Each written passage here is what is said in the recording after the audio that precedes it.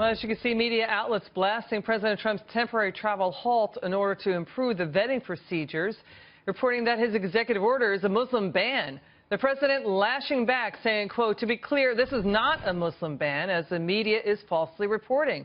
It's not about religion. This is about terror. It's about keeping our country safe." With me now is the co-founder of the Muslim Reform Movement, author of the book Standing Alone, An American Woman's Struggle for the Soul of Islam. She's Asra Nomani. And we also have to point out Asra was best friends with fellow Wall Street journalist Danny Pearl, who 5 years ago was killed around this time by Khalid Sheikh Mohammed. Asra did vote for President Trump. Asra, what do you make of this, what's going on with how the media is reporting with what Trump is doing? Well, Liz, thank you for having me. And you know, if I seem a little bit distant right now, it's because I just want to, I want to answer your question, but I want to let you know where my mind is right now. The interview you just had with James Mitchell took me back 15 years ago, it was actually, to this day, that 3 men walked into this compound in a corner of Karachi, Pakistan. And I want you and your viewers to walk into that place with me. They had a bag, and in that bag, they had a video camera. And inside that compound was our former colleague, Danny Pearl. One of those men was Khalid Sheikh Mohammed, according to all evidence. And he proceeded then to slay Danny, because the other equipment that he had in that bag was a knife. Khalid Sheikh Mohammed had studied. He had come to America to study in North Carolina. He knew the United States. He knew that Danny would be a great symbol of propaganda by Al-Qaeda. And when he later was interrogated by the FBI, he said that he videotaped Danny's murder for propaganda. What we have happening today is a continuation of that kind of cyber jihad. That video was broadcast around the world. And today, the left, putting out this myth that America has put forward a Muslim ban, is continuing the propaganda of the radicals against America. And I sit before you as an American Muslim seeking peace and tolerance and women's rights, saying that we cannot create more messaging and for the radicals. And it is the left, along with the Muslim right, that are teaming up to create anti-American hysteria in the world. We have to stop it. And the media needs to not go along with it.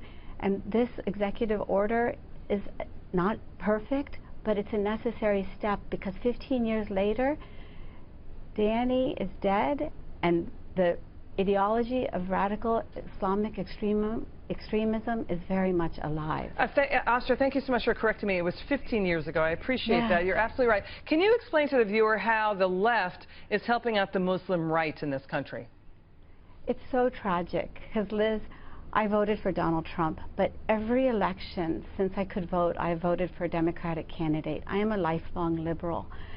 And unfortunately, the left, in the spirit of tolerance, has decided that it would get in bed with the Muslim right. So, you know what we saw last night? Let me tell you. We saw the Center for American Progress, that was founded by John Podesta, the campaign leader for Hillary Clinton, promoting a Muslim ban protest. And where was it being promoted? At the courtyard of the Islamic Center of Washington, which is operated and run by the government of Saudi Arabia, where you and I, as women, cannot even enter through the front door because we are banned from the main hall.